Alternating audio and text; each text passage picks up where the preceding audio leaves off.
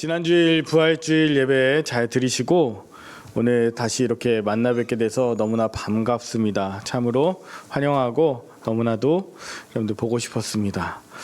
우리가 부활절 그때 함께 불렀던 그 찬양, 그리고 그 이후에 있었던 계란, 또 풍성한 식탁, 아이들이 또 이렇게 전화했던 어떤 사진들, 이런 것들을 밴드를 통해서 보셨을 것입니다. 그리고 또 지난주 오후에는 교회 오빠라고 하는 영화를 보면서 많은 분들이 우셨다고, 또 감동과 도전을 받으셨다고 이렇게 보았습니다.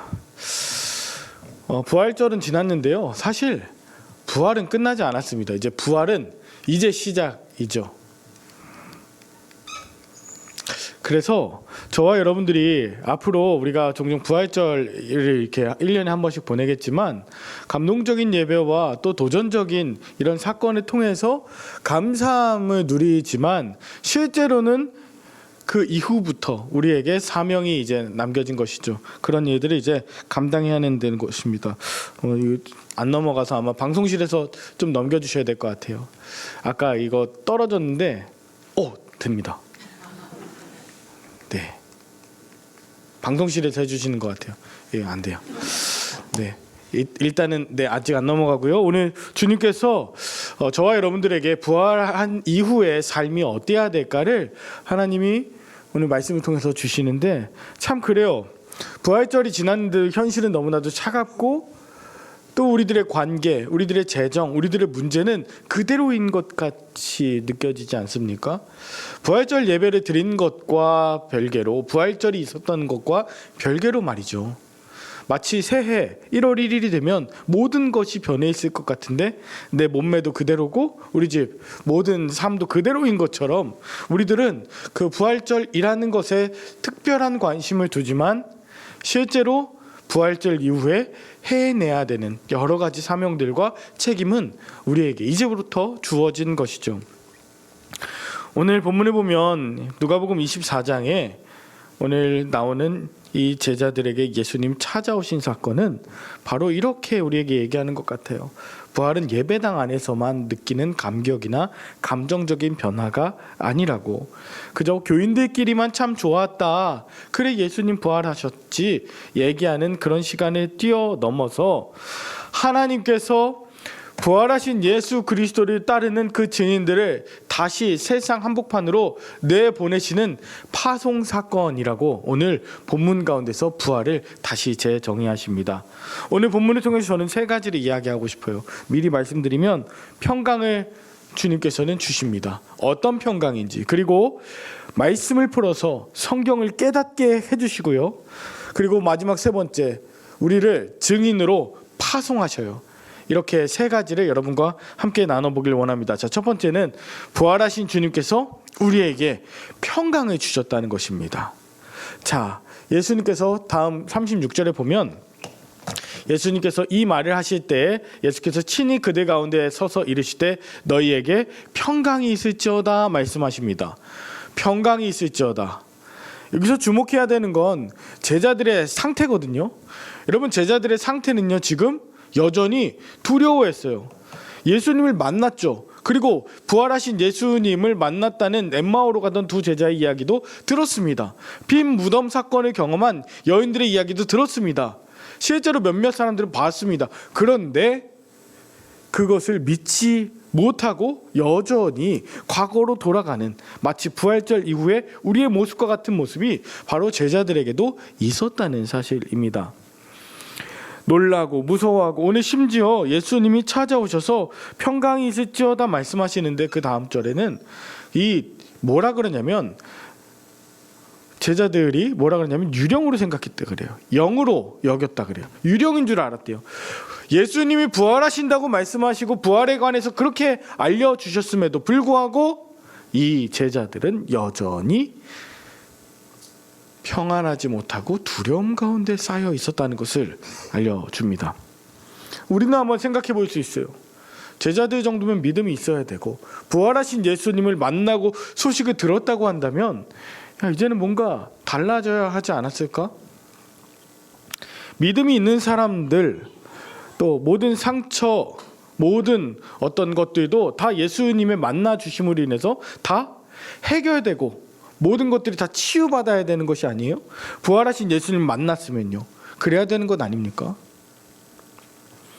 그런데 아마 예수님의 제자들은 이 십자가의 끔찍한 고통과 그 몸에 새겨진 그 트라우마들, 예수님 끝까지 따라갔던 그 처형 장면들, 이런 것들이 그들을 더 많이 엄습하고 현재 내 주변에 누가 있는가, 이제 로마 군인들이 우리마저 잡으러 오면 어떡하나 하는 실제적인 삶 안에서, 정신적인 것보다 실제적인 삶 안에서 그들은 두려움과 고통을 느끼고 있었던 것이죠.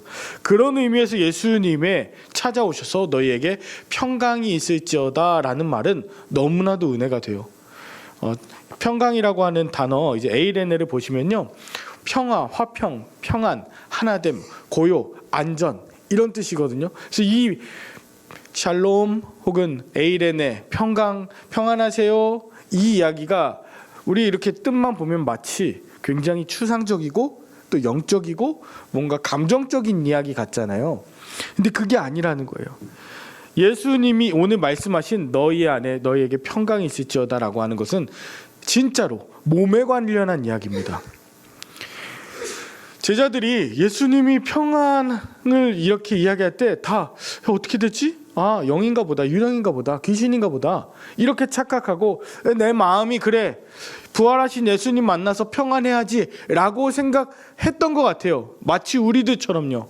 근데 그게 아니었다고. 예수님은 뭐라고 하시냐면, 읽진 않았지만 여러분들 성경 보시면 38절 39절에 보면 너 어찌하여 두려워하며 어찌하여 마음에 의심하냐고 하면서 내 손과 발에 봐라. 나는 영적으로, 그냥 감정적으로, 이념적으로, 심리적으로 부활한 게 아니라 손과 발에 봐, 몸과 모든 것이 실제로 육체적으로 너희 가운데 부활했어, 나타났어, 몸을 강조하시거든요.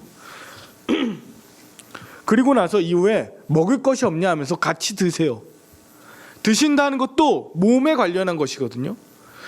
예수님의 평강을 이야기하시는 건 그냥 마음으로, 그냥 너희의 마음이 좀 평안해졌으면 좋겠다, 평안한 상태가 좀 이렇게 편안한 상태가 됐으면 좋겠다가 아니고요, 상처난 그 손과 발로 실제적으로 같이 먹으시면서 위로하시면서 격려하시면서 회복시켜 주시는 그 육체적인 몸의 부활, 그 자체를 지금 말씀해 주시는 거거든요. 그래서 저와 여러분들에게 주시는 평강, 히브리어로 샬롬, 헬라어로 에이레네라고 하는 것은 그냥 추상적인 단어가 아니라 평강이 있을지어다는 너희의 아픈 마음 가운데, 아픈 몸 가운데, 정말 새겨진 트라우마 가운데 너무나도 고통스럽고 통증이 있어서 잠 못 이루는 그 실제적인 고통을 주님께서 아시고 평강이 있을지어다 라고 말씀하시는 거예요. 자, 평강은 뭐냐면 하나님께서 다스려 주시는 상태예요. 죽었던 것을 다시 살리시는 하나님의 능력으로 충만한 상태예요. 저와 여러분의 몸과 우리들의 삶과 우리들의 직장과 우리들의 가정에 하나님께서 실제적으로 완전히 대역전시키시는 하나님의 능력으로 충만한 상태가 바로 평강입니다. 여러분, 우리가 평강을 이야기하면서도, 예수님의 평강을 들으면서도 여전히 심리적으로는 불안하거나 쭈그러들 수는 있어요. 그런데 상관없어요. 예수님은 이제 우리의 몸을 진정으로 회복시키시고 우리들의 삶 가운데 대역전을 일으켜 주시는 그 평강을 저와 여러분들에게 주시면서 오늘 말씀하십니다. 너희에게, 우리에게, 이 자리에 있는 저와 여러분들에게 평강이 있을지어다 말씀하십니다. 자, 그런 의미에서 교회는요, 앞으로 평강을 이야기할 때 무엇을 말해야 되냐면, 그냥 여러분 배고픈 사람들에게 여러분에게 구원이 임했습니다 라는 것을 뛰어넘어서 실제로 몸이 아프고 굶주린 자에게, 배고픈 자에게는 먹을 것을 주면서 평강을 이야기할 수 있어야 되죠. 병든 이들에게 하나님께서 낫게 해주십니다, 그냥 기도하겠습니다가 아니라 정말 찾아가서 위로하며 손을 붙잡아주며 함께 뜨거운 눈물로 정말 일으켜내는 것까지가 평강입니다. 차별받는 몸, 노동 현장에서 그렇게 부서질 듯 일하면서도 위로받지 못하는 사람, 이게 정말로 찾아가면서 몸으로 함께하는 것이 평강입니다. 전쟁과 재난 속에서 떠는 몸, 사회적 참사로 가족을 잃고 그리고 무너진 몸을 외면한 채 그저 영혼만 평안하면 된다라고 이야기하고 외치는 그 교회들에게 오늘 예수님은 오히려 말씀하시는 것 같아요. 진짜 평강은 몸으로 함께하며 먹이며 위로하고 찾아가는 그 일들로 말미암아 완성된다고요. 평강은 그냥 잘 있고 잘 지내자도 아니고요. 모르는 척 그냥 적당하게 체면 차리는 것도 아닙니다. 불편하니까 말하지 말라도 아닙니다. 그 상태가 평강이 아니라 정말로 예수님께서 부활하셔서 친히 찾아오시고 얼마나 귀찮은 일입니까? 비효율적인 일입니까? 그런데 그 모든 것을 뛰어넘어서 움직이시는 예수님의 모습 안에서 우리는 진정한 샬롬과 평강을 살펴볼 수 있습니다. 두 번째, 예수님께서는 부활하셔서 제자들의 마음을 열어서 성경을 깨닫게 해주셨어요. 두 번째, 예수님은 성경을 깨닫게 해주셨다는 거예요. 자, 예수님의 제자들은요, 빈 무덤 이야기 들었습니다. 예수님의 시신이 없어졌대. 어떡하죠? 나 정말 깜짝 놀랐어. 요즘에 AI가 얼마나 그 영상을 잘 만들어주는지 나 지금 엄청 놀랐잖아. 예수님 무덤에 갔는데 예수님이 안 계시는 거야. 근데 나 예수님 목소리 들었어. 나 빨리 전화로 가야 돼. 이런 그 영상들도 막 만들어서요. 되게 생생하더라고요. 자, 중요한 건 제자들은 빈 무덤 이야기 들었습니다. 엠마오로 가다가 예수님의 말씀을 듣고 가슴이 뜨거워진, 그리고 같이 떡을 떼던 그 제자들의 이야기도 들었습니다. 부활하신 예수님 자기들 가운데 나타나신 것도 보았습니다. 그런데 오늘 아직 예수님이 부활하신 그 의미를 아직 깨닫지 못하는 자들이 있었어요. 그래서 44절 45절에 보면 또 내가 이르시되 내가 너희와 함께 있을 때에 너희에게 말한 바 곧 모세의 율법과 선지자의 글과 시편에 나를 가리켜 기록된 모든 것이 이루어져야 하리라 한 말 이것이라고 하시면서 그들에게 마음을 열어 성경을 깨닫게 해주셨어요. 즉 사건을 보는 눈이 띄어지지 않은 제자들에게, 말씀이 이루어지고 있는 제자들에게 예수님은 마음을 열어 지금 이 자리에서 성경이 이루어짐을 선포하고 계시는 거죠.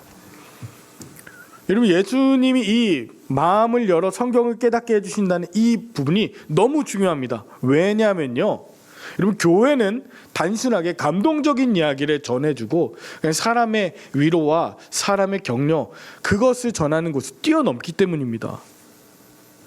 교회는요, 말씀으로 시대를 해석하고 말씀을 통해서 하나님의 그 뜻을 온전히 분별해서 그것을 따라 사는 사람들의 모임이요. 즉 제일 중요한 건 성경을 어떻게 보고 깨닫느냐가 정말 중요한데요. 말씀이 보이지 않으면, 닫히면 말씀 아닌 자기 생각과 경험으로 모든 것을 판단하기 때문이죠.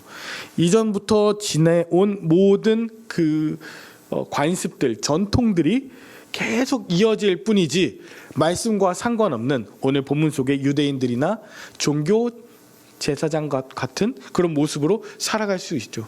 말씀이 보이지 않으면. 예수님을 죽이고도, 그렇게 많은 사람들을 학살하고도 모르는 거죠. 힘이 정의가 되고요, 돈이 가치가 되고요, 효율을 따지는 것이 공정과 선이 됩니다. 사람의 생명보다 체면이 더 중요하고 사람 목숨은요 숫자로 표기돼요. 말씀이 없으면 그래요. 말씀이 보이지 않으면 사람들의 생각은 그렇게 계속 가죠. 그러나 어쩔 수 없는 일이야. 세상은 원래 그렇거든. 교회는 교회 안에서만 이야기하고 바깥에서는 이야기할 수 없어 라는 그 이야기를 오늘 예수님의 눈, 예수님 말씀으로 성경 보는 눈과 그 말씀으로 해석하는 것이 열리면 상황은 그대로인 것 같아도, 해결이 되지 않은 것 같아도 해석됨으로 인해서 완전히 다른 세계가 펼쳐집니다. 하나님의 마음으로 시대를 보게 돼요. 약자의 눈물이 더 이상 그저 묵인되고 작은 문제로 여겨지지 않아요.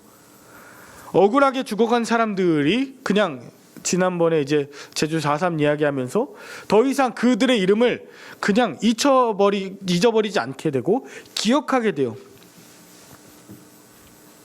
말씀이 있어야만 우리의 삶을 돌이키는데요. 그것을 46절 47절에 보면 띄워주세요. 화면에. 또 이르시되 이같이 그리스도가 고난을 받고 제3일에 죽은 자 가운데서 살아날 것과 또 그의 이름으로 죄 사함을 받게 하는 회개가 예루살렘에서 시작하여 모든 족속에게 전파될 것이 기록되었다고 해요. 자, 굉장히 어려운 것 같지만 예수님이 말씀하시는 성경을 깨닫게 하시는 이유는 여기 말하는 딱 한 단어, 제일 중요한 단어가 회개인데요. 회개에서 돌이켜 살게 하시려고 성경을 깨닫게 하신다는 거죠. 하나님의 나라 이루며 살라고 회개시키기 위해서 성경을 보는 눈들을 우리에게 허락해 주셔요. 자, 아까 첫 번째 평강을 주시면서 평강이 몸의 부활, 몸에 임하는 우리 육체 실제적인 삶의 변화라고 했다면 성경을 깨닫게 하시는 것은 회개시키기 위함이세요. 자, 회개는요 단순하게 저 몇 가지 잘못했습니다가 아니죠.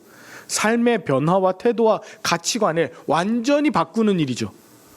죽음에 익숙해졌던 우리들의 일상과 질서가 하나님 생명의 질서 가치로 완전히 변화되는 것을 우리는 회개라고 합니다. 그래서 부활하신 주님이 말씀하셔서 말씀을 깨닫게 하시고 죄사함 받는 회개를 받으라고 회개하라고 하시는 것은 다른 것이 아니에요. 우리가 여태까지 살았던 그 모든 생각들, 효율을 더 중시하고 너무 편안한 것이 평강이라고 착각하고 그냥 불의 앞에서 침묵하고 어려움 앞에서 약자의 눈물 앞에서 내 일과 상관없는 것처럼 그냥 지나갔던 지난 날들, 기억해야 할 고통을 피곤한데 하면서 그냥 밀어내는 여러 가지 태도들, 이 질문 앞에 서서 돌이키는 것, 그게 부활하신 예수님께서 우리에게 말씀하시는 참된 회개입니다. 여러분, 회개 없이는, 다시 말하면 말씀을 깨닫는 것 없이는 우리는 말씀을 들어도 똑같이 살죠. 오늘 이 시간 주님께서 성경을 깨닫게 하시고 회개함으로 새 삶을 살으라고 부활로 오늘 저와 여러분들을 초청하세요.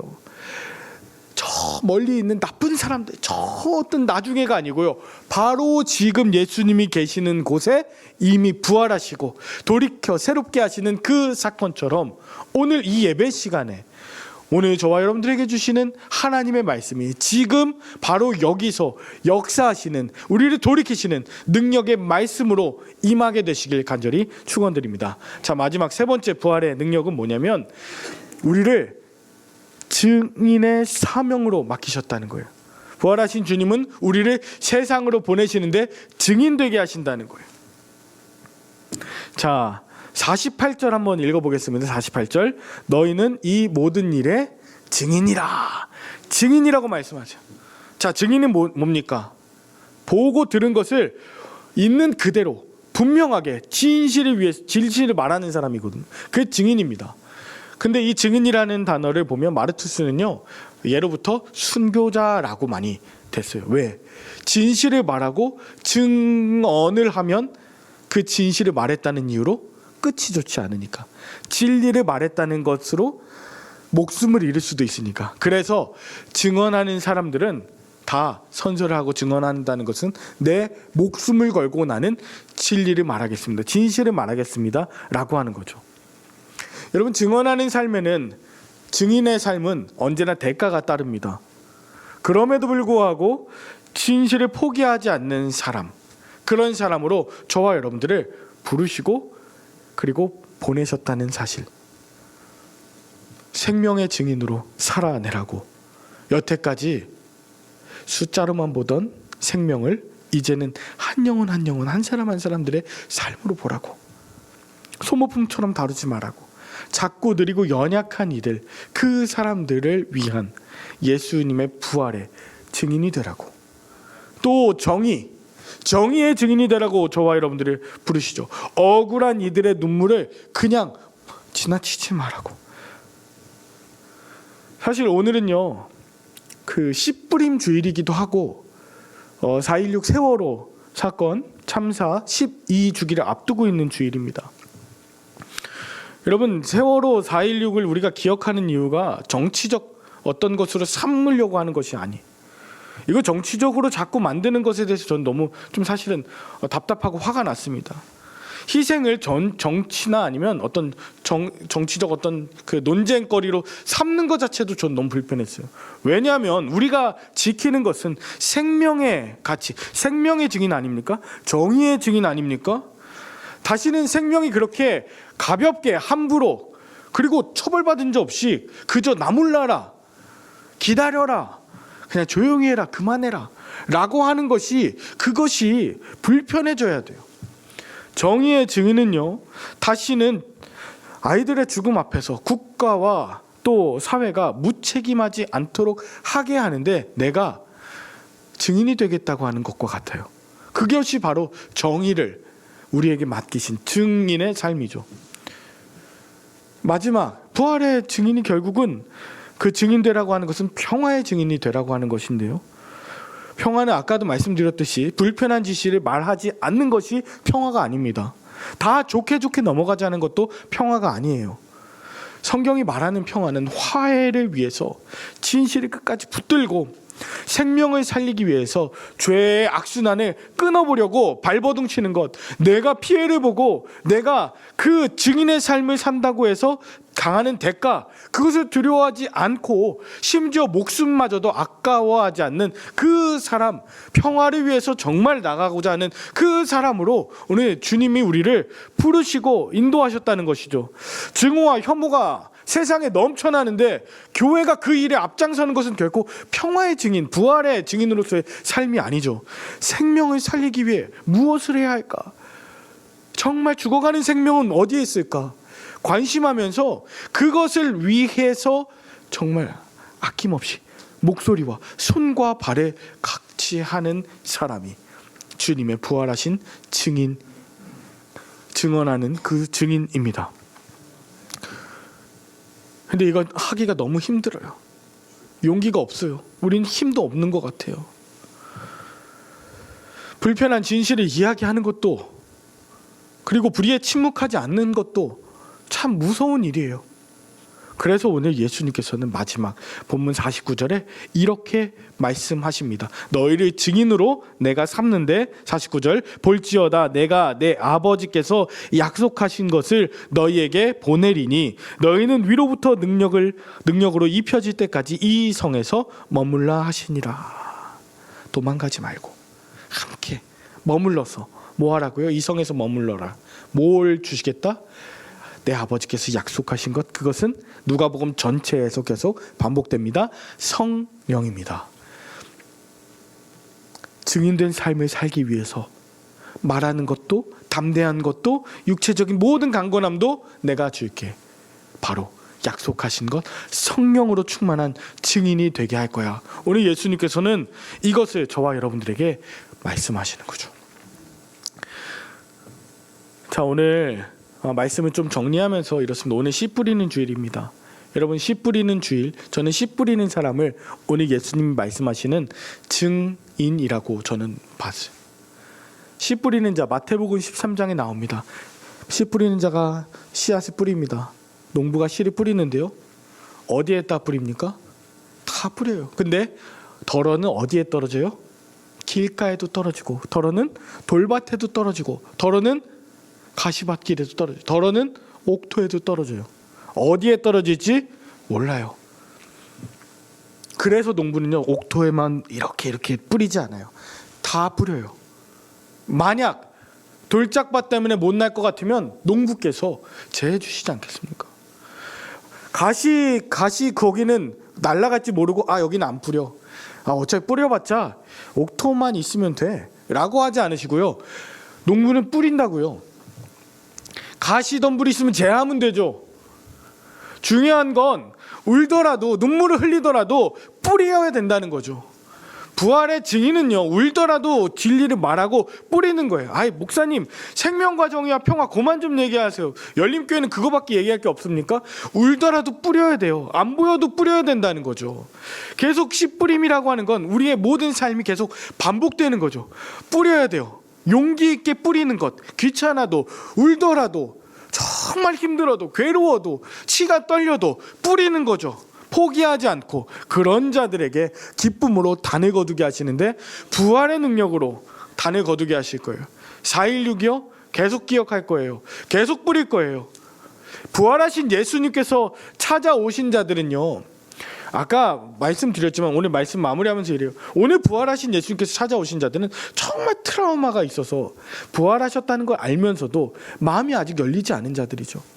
부활절을 지냈는데 갑자기 내 몸에 암이 생겼다 그러고, 부활절을 지냈는데 갑자기 사랑하는 가족이 돌아가셨다 그러고, 부활절을 지냈는데 갑자기 관계가 틀어지고 사업이 더 힘들어지고, 아니 이게 무슨 부활이야, 부활절에 내 삶이 왜 이래 라고 이야기할 수 있는 바로 그 연약한 사람에게 오늘 예수님이 찾아오셔서 오늘 말씀하여 주시길 간절히 축원드립니다. 오늘 주님께서 그 사람에게 찾아오셔서 위로하시고 다시 일어나라고, 내가 너를 증인으로 삼겠노라고 평강이 있을지어다 말씀하시고, 말씀을 들어 회개하며 회복시키시고, 다시금 주님께서 사용하시는 부활의 증인으로, 성령의 충만한 증인으로 오늘 회복시키셔서 완성시켜 나가시길 우리 주 예수 그리스도 이름으로 간절히 축원드립니다. 기도하겠습니다.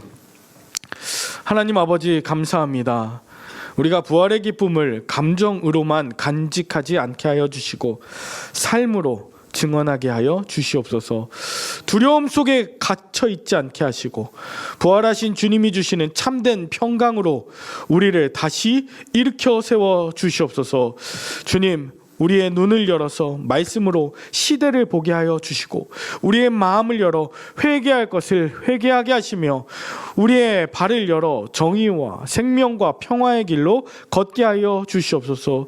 주님, 우리가 기억해야 할 시대적인 아픔, 특별히 4.16 세월호 사건을 주님 우리가 잊지 않게 하여 주시고, 우리 주변에 우리 교우들 간에 잊지 말아야 할 고통받고 이 자리를 사모하나 나오지 못한 우리 환우들을 위해 끝까지 우리가 붙들며 기도하게 하여 주시고, 또 기도를 넘어서 눈물로 씨를 뿌리는 마음으로, 손과 발로 마음으로 진정 함께 먹음으로 위로하며 살려내는 부활의 증인들 다 되게 하여 주시옵소서.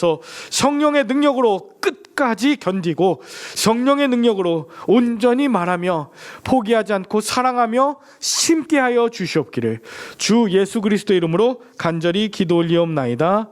아멘.